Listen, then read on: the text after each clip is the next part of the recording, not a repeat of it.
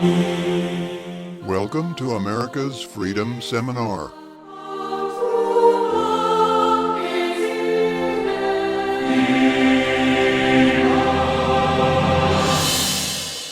As we continue to explore the wonders of freedom, it finally comes to us that freedom isn't all or nothing, or something we have or don't have. We can have a lot or a little. Even though we have equal rights under God's law to use freedom, we end up all having different amounts of freedom. For example, children don't have as much freedom as mature adults.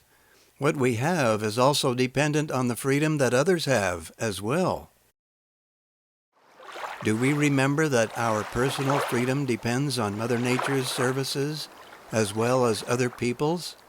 To illustrate, armed forces protect us, leaving us free to pursue our private goals. We travel with the help of fuel we do not manufacture, on roads we do not build, eating along the way from services others provide. In other words, our freedom depends on what God gave us to begin with and is magnified by the freedom brought to us by others. Now we begin to see the importance of caring for the well-being of our fellow creatures and Mother Nature, for our own sake as well as theirs. We'll explore our various freedoms a little. There are both big and little freedoms. Take a rock, for example. The list of freedoms on the right are human freedoms. Let's not forget where these came from, our Creator. The poor rock has none of our freedoms. It exists, and that's about all. So how does a plant fare in the realm of freedom? It has some freedom, more than a rock, but not much. What about small bacteria and related organisms? They can move. They react to stimulation, which implies some kind of brain, but their freedom is very limited. While they multiply quickly by the millions, they die just as quickly. An insect has a lot more freedom than a microbe. Rudimentary, of course, but remarkable nonetheless. Have you ever examined the detail of parts of an insect? It is equipped with amazing detail by its creator. Animals are highly advanced, depending on which one we consider. Of course, the human organism is at the top of the list. Notice that the woman pictured here is in control of the animal, which serves her. As long as she is kind and gives the animal proper care, both are benefited together more than if they lived without each other. Jesus said, "And whosoever will be chief among you, let him be your servant." Matthew 20, verse 27. Furthermore, each loves the other. Neither are being unfairly taken advantage of, as some, without thinking, would assume. Humans are given authority from God to subdue and have dominion over the earth, but only in righteousness, meaning we are not to abuse life or the planet. We are to be a benefit to all instead. Just look at what God can make by serving or benefiting rock, the dust of the earth. Each of us is a miracle of our Creator. It is all a gift besides. We humbly acknowledge that our existence is totally dependent on our Creator. Now for another powerful aspect of freedom.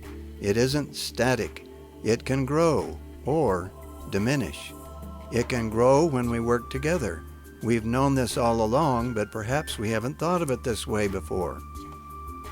All of us would like to grow more freedom than we have right now. Why? Because more freedom means more happiness. So let's see how we can bring this about. The Founder's Book of Liberty, the Bible, tells us that if we want to bear much fruit, achieve lots of happiness, then we need the help of others to obtain more freedom for ourselves and for them too. We need to work together. And by utilizing the laws of a loving God, the true vine or root that feeds all other life, we are guaranteed success, according to our effort. The famous Ralph Waldo Emerson, author, poet, and American philosopher, made this comment: "It is one of the most beautiful compensations of this life that no man can sincerely try to help another without helping himself. Everyone's contribution helps everyone else. That's the secret to a peaceful, happy, and prosperous society. It begins to sound simple, doesn't it? Let's see how our freedom has expanded since we were born. We're talking about our personal freedom. First, we know that we didn't create ourselves. We were given a brain.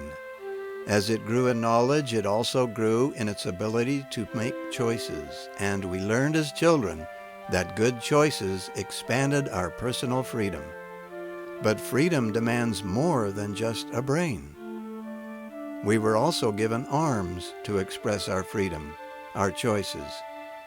Our freedom was greatly enhanced by having fingers to delicately manipulate other things, to build, to move, to manage. We won't forget our legs that take us where we want to go. In fact, every part of the body participates in our freedom. We learn to make and use tools. Our whole body joins in expanding our brain's freedom to have its way, to meet its goals. We learned skills which enhanced our freedom further.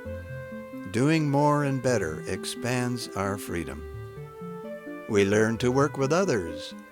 Marriage would be one of the greatest freedom enhancers of life if mutual agreements and values can be worked out, resulting in growing cooperation over the years.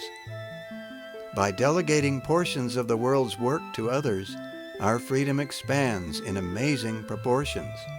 What a joy this brings to us. When you see it, God's basic program is actually quite simple. Do you see the powerful connection between your freedom and the freedom of others? If they are not free to cooperate with you, then your freedom is diminished. So we celebrate the freedom of others along with our own. And this is why we defend the freedom of others, for we take them personally as part of the human family. Let's review how cooperation works to grow more freedom. Others drill the oil.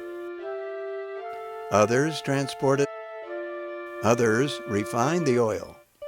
Others transport it to the filling station.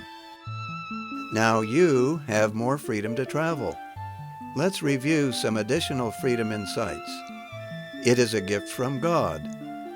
It's relative to an organism, greater or smaller. It grows only by knowledge and virtue, such as honest thinking, common sense, and deepening our understanding of true principles. By the way, these principles are also called the law of God. It's a law to celebrate, not to resent as too restrictive. God's law is a law of liberty. The Constitution is designed to protect every one of our freedoms and secures our rights to grow more as long as it's in force. But there's more. Another word for freedom is power. Like electricity or any power, our freedom power must be controlled, always, by individuals. And when everyone controls his power well, the result automatically preserves and prospers the whole nation, even the world. In fact, this is God's goal, but He needs our help. Remember, freedom equals power, and power equals freedom. Granted, this is just one way of looking at power, but the point is, when you have more freedom, you automatically have more power. We'll talk more about this in the next lesson.